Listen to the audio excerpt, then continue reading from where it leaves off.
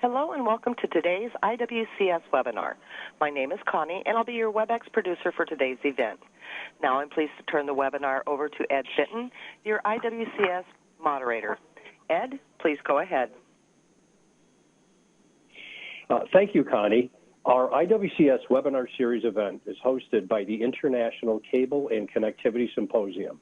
I am Ed Fenton, a cable industry advisor working with the IWCS team. As Connie said, if you have questions, please use the Q&A box on the bottom right of your screen to post a question anonymously. If you wish to contact the presenter or IWCS after the presentation, you will be given the contact points at the end of the webinar. Please note that IWCS does not distribute the presentation slides from either our conference sessions or these webinars. However, please feel free to contact the presenter directly and they will respond individually to you. Today we welcome Ehsan Falamahamady, Innovation Engineer Lead, Prysmian Group, South Carolina, USA, who will present his paper on ultra-high fiber count cable with 6912F flexible ribbon in a ribbon in loose tube RILT design.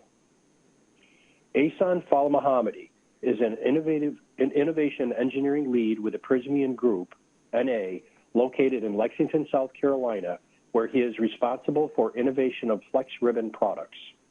He has worked in Prysmian for 6 years in power and telecom solutions. He received his PhD in materials engineering from Polytechnic University of Milan, Italy.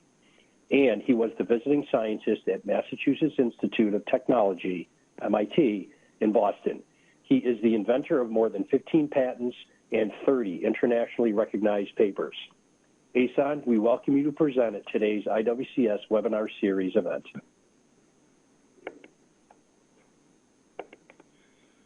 Okay, thank you, Mr. Chairman. Thank you, everyone. Good morning. Thanks for this opportunity to present the paper again and for the bigger audience for this webinar. Thanks for IWCS for giving us this opportunity. This paper has been presented in IWCS in October, and we are going to present the paper for the webinar entitled Ultra-High Fiber Count Cable with 6912 fiber flexible ribbon in loose tube design today. Obviously, this topic is a very important topic, I believe, for the specialized group, and I hope everyone enjoyed the discussion, and I will be ready to answer the question at the end of the presentation today. In the previous paper, we introduced our high fiber count cable 1728 and 3456 cable with flexible ribbon technology. And in this paper, we are reporting our new ultra-high fiber count cable design with 6912 flexible ribbons. The outline of the presentation I'm going to give you a brief introduction about the high fiber count cable requirement in data centers and the current rollable ribbon designs. Then we go to flexible ribbon cable and robustness of the flexible ribbon as a crucial parameter. Then we're going to talk about qualification test results, field employment and the splicing, and then the future improvement on the topic. And at the end, we're going to conclude the presentation and will be available for answering the questions. Okay, brief introduction. An ultra-high density cable which are connecting hyperscale data centers to support the growing volume of global data transmission. The demand for high density and efficient optical cable technology for data centers has increased significantly, which is obvious to really everyone. And Prysmian flexible ribbon technology has been developed and introduced into high fiber count cable on hyperscale data center campuses. The 6912 cable, which is the largest fiber count cable made in the U.S., has been launched this year, where we announced the presence of the cable this year, and cable containing this type of ribbon, maybe half the diameter of the standard ribbon cable designs. As fiber densification demands really increases, the reduction in termination times have been a key influence factor in the development of the new rollable ribbon design. So with the introduction of this non-rigid, I would say, optical fiber ribbon, new preparation and handling procedure improve and have been evaluated for cable termination efficiency. Due to the industry's request for ultra-high fiber count cables, manufacturers have had to transition to 200 micron fiber ribbon to reduce overall cable diameter, therefore requiring the splicing of 200 micron ribbon to pre-install 250 micron ribbon via mass fusion splicing, and also to the same kind. So therefore, the adaptability of the 200 micron rollable ribbon has been proven capable of splicing to both 200 and 250 micron. Also, the innovation like rollable ribbon have allowed more fibers to be packed inside of the cable and to eliminate some of the loss problems with bending a flat ribbon. Most cables are dry block, gel water block in a cable takes up too much of the precious space. So a lot of manufacturers have moved to 200 micron buffer tube to allow for 30 to 40% more fiber in cables, and cables with traditional ribbon and loose tube really are packed with the rollable ribbon now. So then we saw that the slotted core with the little or no bundle separation have appeared, and another innovative design that repackage flat ribbon into a smaller diameter are also appearing. So all of which, because the dock space is so valuable that the data center may remove the recently installed cable and put in higher fiber count or 2 times of the higher fiber count and replace it with the cable up to 6912. So this was a quick introduction on that I had on these, and then I'll move to current rollable ribbon design and some comparisons. In flex ribbon design, the individual fibers essentially are bonded in the correct color sequence by a pattern adhesive bead, such that in any cross section, the ribbon only 2 adjacent fibers are connected at one time, and this bonding pattern resulting in a very flexible and robust ribbon structure that allows mass fusion splicing, as well as the structure. It's quite robust, and attenuation performance during the long-term aging environmental exposure also perform quite well. They are bonded intermittently, thus allowing the optical fiber fold or roll into any approximately cylindrical shape or oval shape for better filling of the circular cable, resulting in more optical fiber to be included in a given cable diameter compared to the optical fiber cable with traditional fully encapsulated ribbon structure, which is rigidity of the flat ribbon structure makes the routability also of this ribbon in the splice trays more difficult than the flex ribbon in the high fiber count cable. So the flexibility of this kind of ribbon helping to accommodate this kind of ribbons to be easier to be grouped and fold and manage during the splicing. So that was also kind of introduction on the current rollable ribbon designs. and I move ahead. As we have announced this year, as I said, for our highest fiber count cable made in U.S., we were able to have an advantage of using flex ribbon in conventional cable design by doubling the number of fiber counts and more with the same cable OD.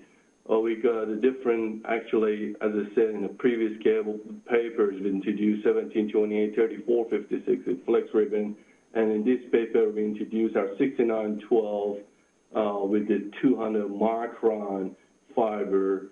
And really going forward to talk about the 6912 cable is efficiently designed by protecting the 200 micron ribbons in the buffer tube, which is a ribbon in loose tube design. And we believe that this is there is always a risk to damage the fiber if they are not protected. So the big advantage that we think that our cable has is having this buffer tube around the bundle of flex ribbon that protect our ribbon for end user, our customer, to be in the safe installation. And we learned this by comparing our design in the field trials as our cable get installed and spliced in the field.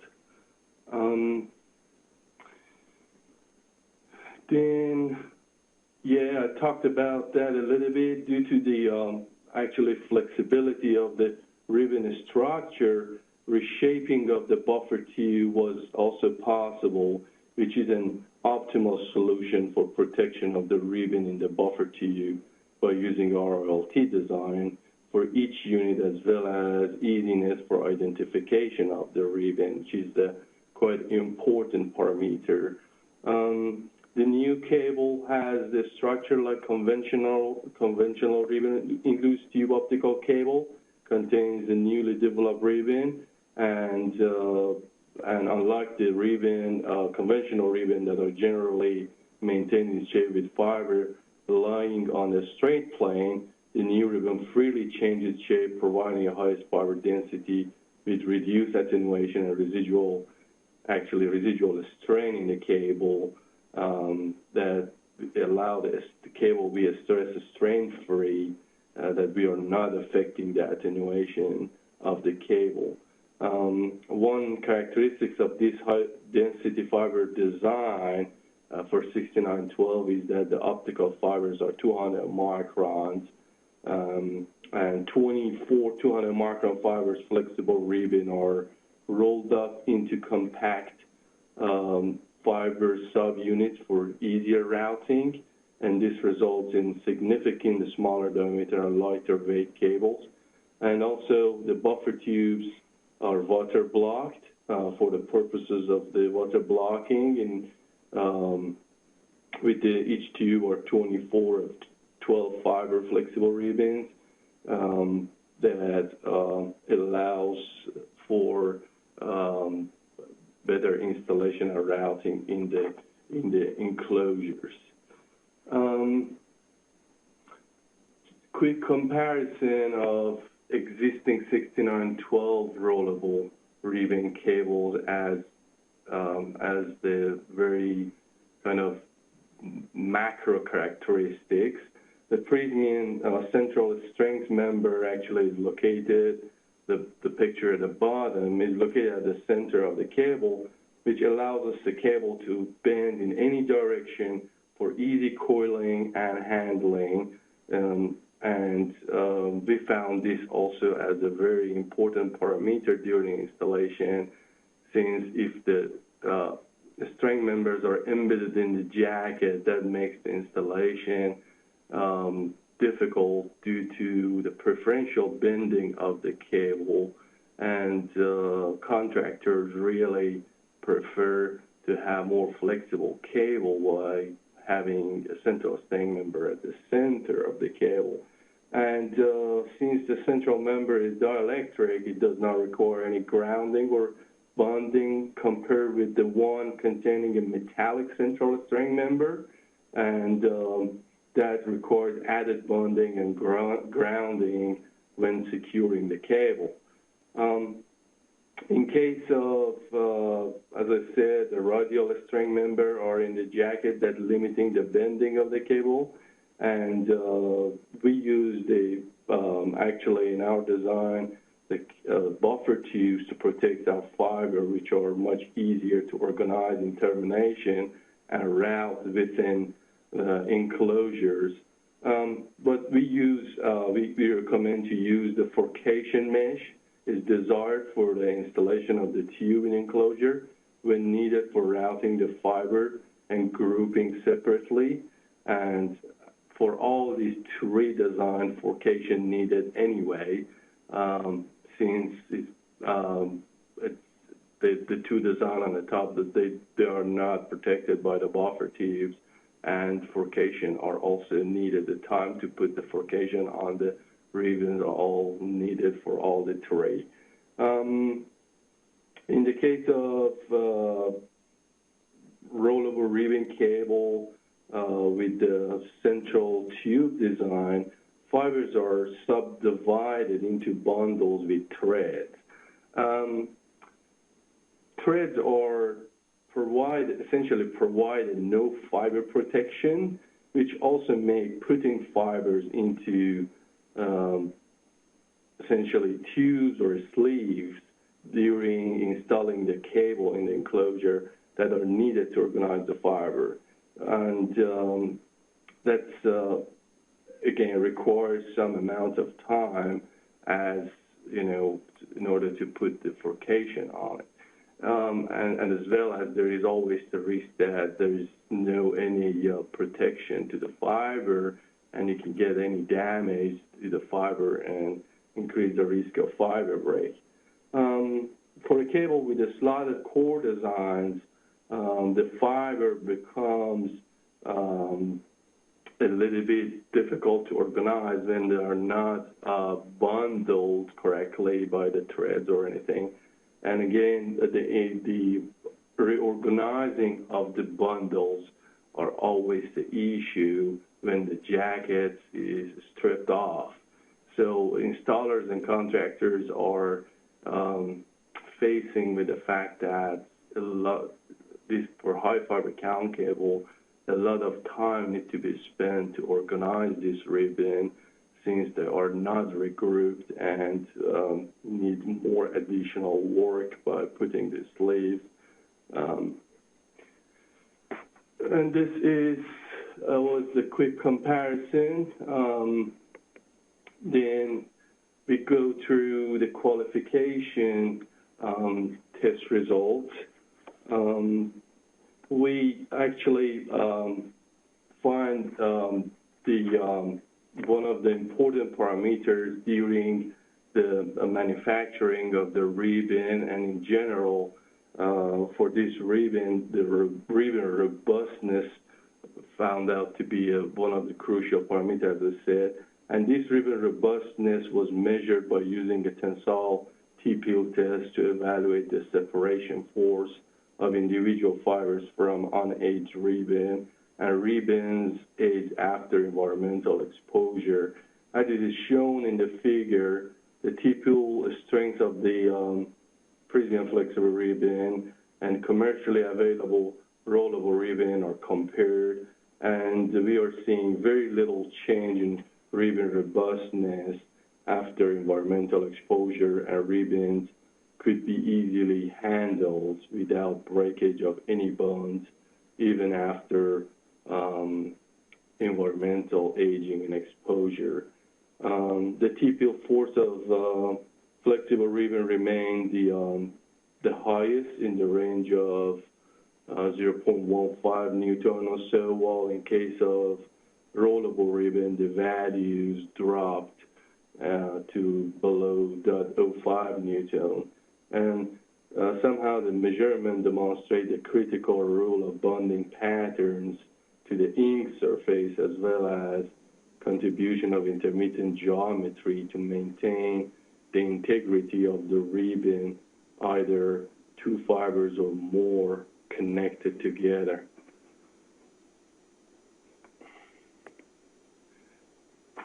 here there's some data reported and in relation to the attenuation before and after water soak. Actually, these are the water soak test results.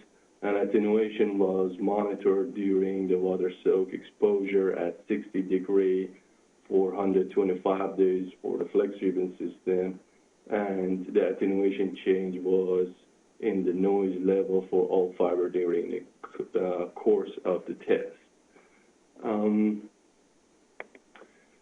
Then these test results are showing the more evidence results that are showing the long-term exposure of the flex ribbon to water soak test for 125 days. That is showing that the performance of the ribbon during a long-term exposure, it's very, very good.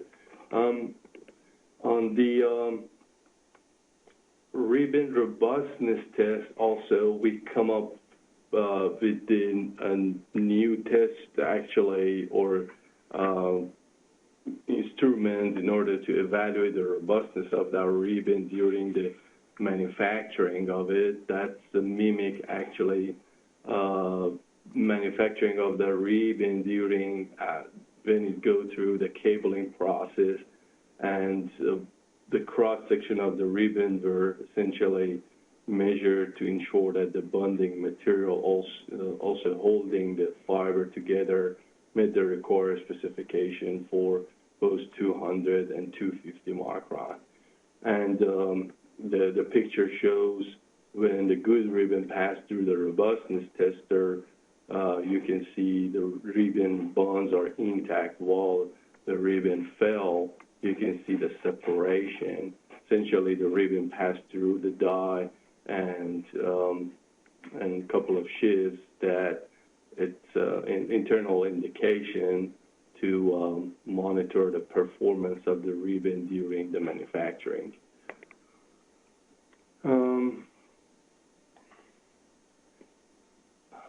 I think I gotta go back to these slides. Jumped. Yeah, this slide actually it's showing the impact of the environmental exposure on the TPL robustness. As I said, the TPL measurement carried out to evaluate the separation force of the individual fibers, and we have seen a very small change in the robustness after environmental exposure. And the ribbon also could be easily handled without breakage of any bond after aging. So the result here is showing the TPL force for the age and on-age fiber, and there is a little variation in the TPL result, which is in the test variation of the test results. That is not that much significant.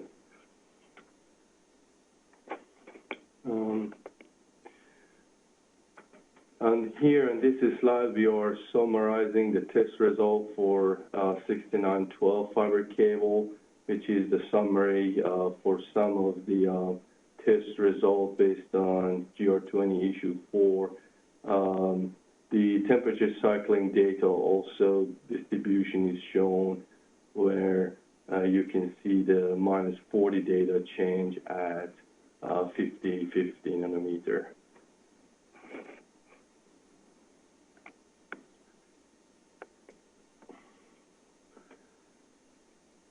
The field deployment and the splicing of the 6912 cable, also the cable, as it's shown here, the picture is showing the installation of our cable in a hyperscale data center.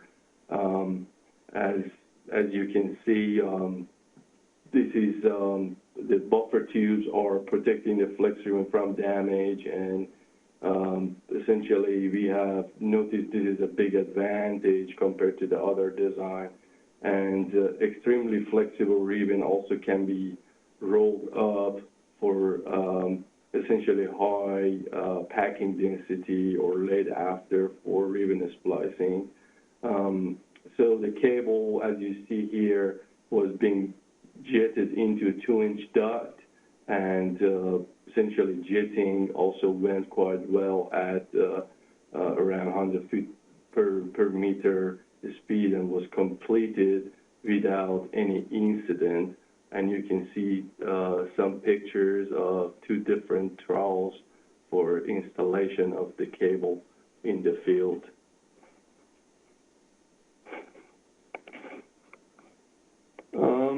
Some few words about the equipment used for mass fusion splicing. Actually, this is some recommended tools and splicing machine for 200 and 250 micron flex ribbon, as we recommend. As also, we have actually found out the splicing equipment that are commercially right now available for 200 and 250 microns, such as the splicing machines, are doing a great job, and our ribbon is compatible with the splicing without any issue. Also, we were able to splice our 200 micron flex ribbon to 250 flex ribbon during the field installation.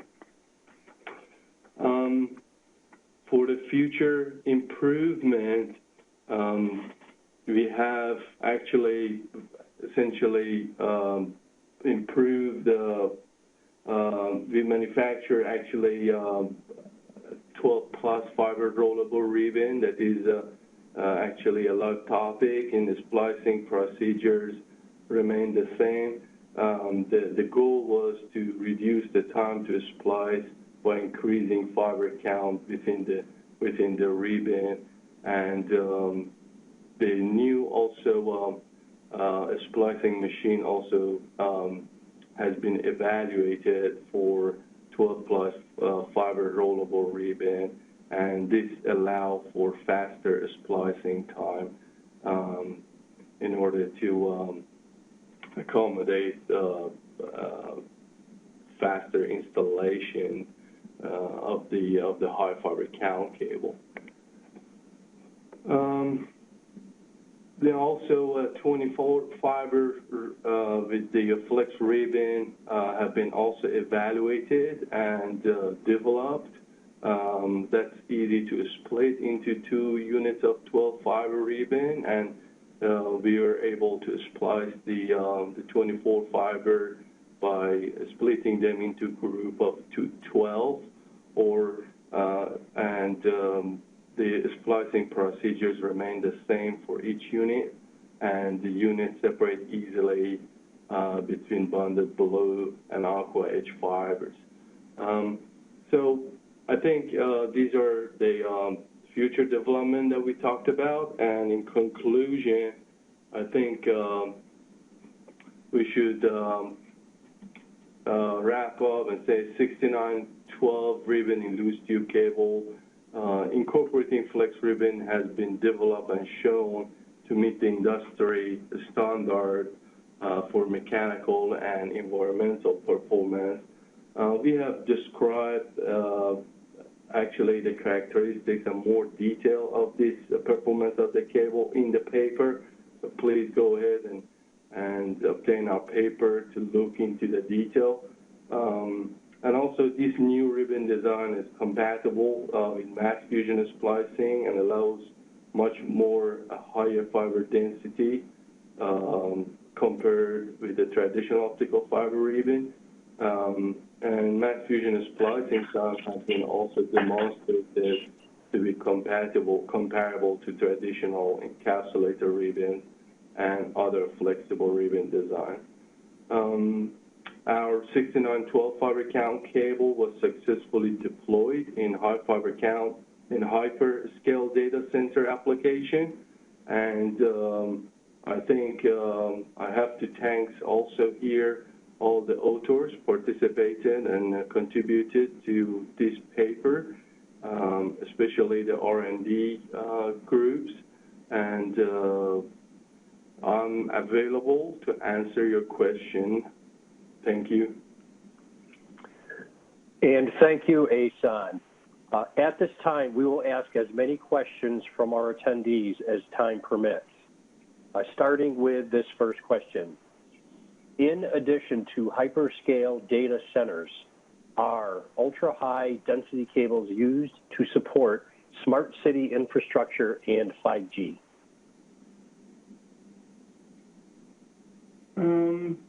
I think that's a great question. That's not probably a question for me, but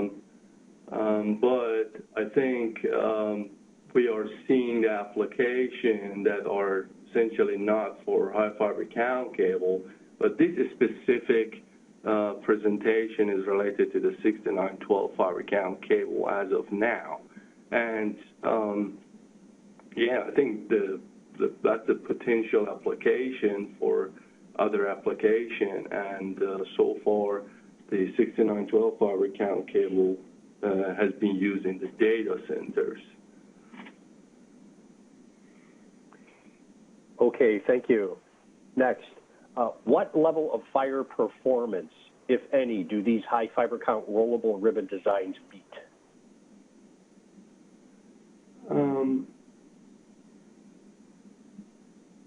These are the outside plant cable, but I think more information probably you can refer to our data sheet if needed. Okay, thank you. Next, are these cable designs used mostly externally, or any high fiber count designs used internally in data centers, buildings? What is the highest fiber count that can be used internally in a data center or building? I think the 1728 fiber count cable plus inside a data center, I think below, I mean, depends, I guess, different application and users, but we are seeing that up to 6912 fiber count cable installed outside the data center, and inside the data centers, we are seeing 1728 fiber count plus. We also, there are some indoor-outdoor riser cable, which are, we have been told that they are in the lower fiber count than the 1728. So I guess this is the answer that I can give you now. Okay, thank you. Next, are the modified bonding materials for the flexible ribbons commercially available, or are they proprietary to Prysmian? This is the proprietary information, and I think, yeah, that's a really that's a question that I think I would say the materials is proprietary. Okay, no problem, Asan. Next question. With ultra-high density cable designs, is there any concerns about crush or mechanical deformations that can ultimately affect attenuation or performance over time? I think specifically for this cable, the crush resistance is 220 Newton. We can look at our data sheet. It's not a proprietary information that I'm telling you, but I think since the ribbons are foldable and fibers are sitting adjacent together, the cable is very flexible, and I think the crush resistance of 220 Newton, that's or 125 pounds, is the I guess very good value, and we have obviously we qualify our cable based on requirements of a telecommunication cable requirements, and we think that we are getting a benefit of using this, I would say, soft deformable tubes and flexible cable in order to handle in order to essentially minimize the effect of crush on the attenuation performance. Okay, great. Thank you. Next, can you please share what is the significance of T-peel test and how do you perform this test? Yeah, I think T-peel test is really a standard. This is, I guess, internally we came up with in order to come up with some values in terms of robustness of this kind of ribbon. The significance is related to the distinguish what bad is and what the good is. So when essentially you have you carried out the T-peel test by essentially separating the two adjacent fiber or group of fiber from each other, you can essentially measure the force required for splitting the fiber. So that will be an important parameter to tell you about the adhesion of the applied adhesive between the fiber. So that gives us representative value in order to clear up the difference of the really good or bad. So.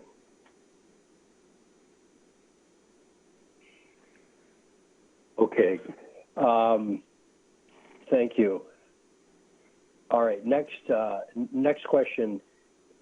Doesn't it feel time-taking or time-consuming to distinguish these flexible ribbons from each other in the field? No, because there is a printing. Actually, we print on a ribbon, and by printing, you can distinguish easily the ribbon to ribbon. So we print essentially as a bar on each ribbon, and if you want to see how we print, you can go to the data sheet of our cable. But I found this actually very easy to separate and to easily distinguish the ribbon, especially excuse me, especially since the ribbon bundles are in the color tubes. Separation of bundle to bundles also easy, as well as separation of the ribbon are made by printing number in each tube. So we found it very, very easy to distinguish. Okay, thank you. Next, how do you handle the ribbon as they are very delicate during manufacturing of the tubes? Yeah, I believe so. As I said, one of the crucial parameters that we found was this robustness of this ribbon and mechanical handling of them. I mean, they are very delicate, but I would say our ribbon is I guess has the highest robustness, I would say, in the market, and it's not easy. You can't really break the bonds easily, and they are very uniform in the cable.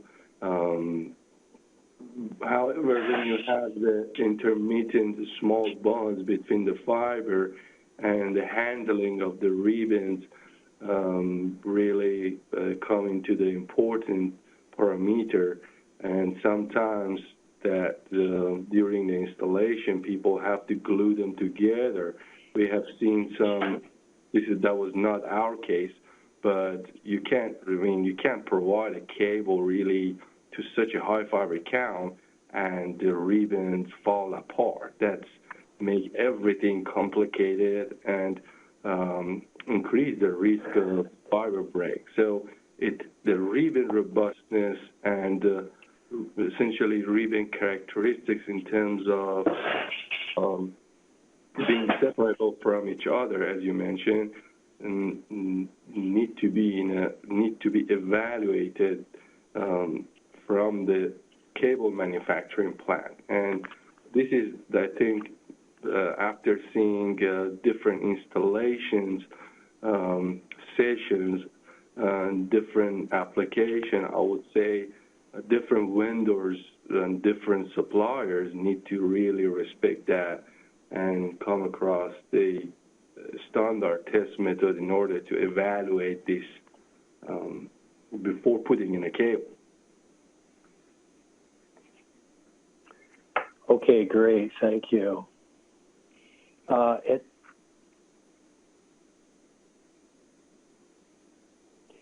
Next question. Can you please tell what kind of packaging and cable length you are offering?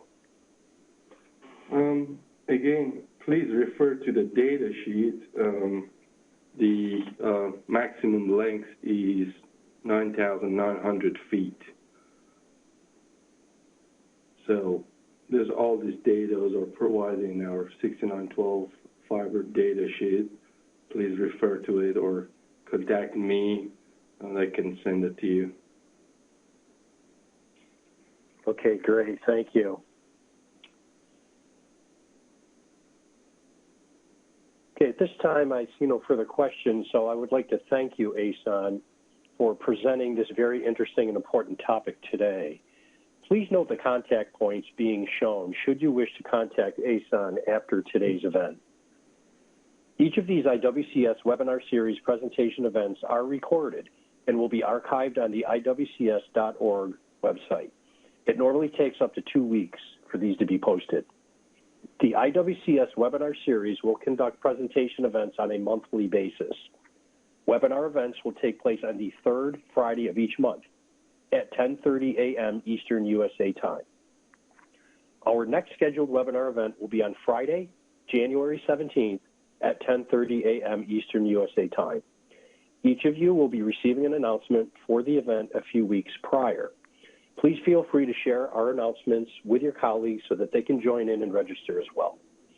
For over 68 years, the IWCS International Cable and Connectivity Symposium has been the recognized leader showcasing new technologies in cable and connectivity products, processes, and applications. Our next 69th Annual International Conference will take place on Sunday, October 11th through Wednesday, October 14th, 2020, at the Rhode Island Convention Center in Providence, Rhode Island, USA. In addition, the 4th Annual UL and IWCS China Cable and Connectivity Symposium will take place on Tuesday, March 24th through Thursday, March 26th, 2020, at the Marriott Hotel City Center in Shanghai, China. Please visit our IWCS website at iwcs.org for more event details. In just a moment, you will see a brief survey so that you can provide us your feedback and comments on today's event so that we can further improve this webinar series for you. Thank you for participating, and this concludes today's event.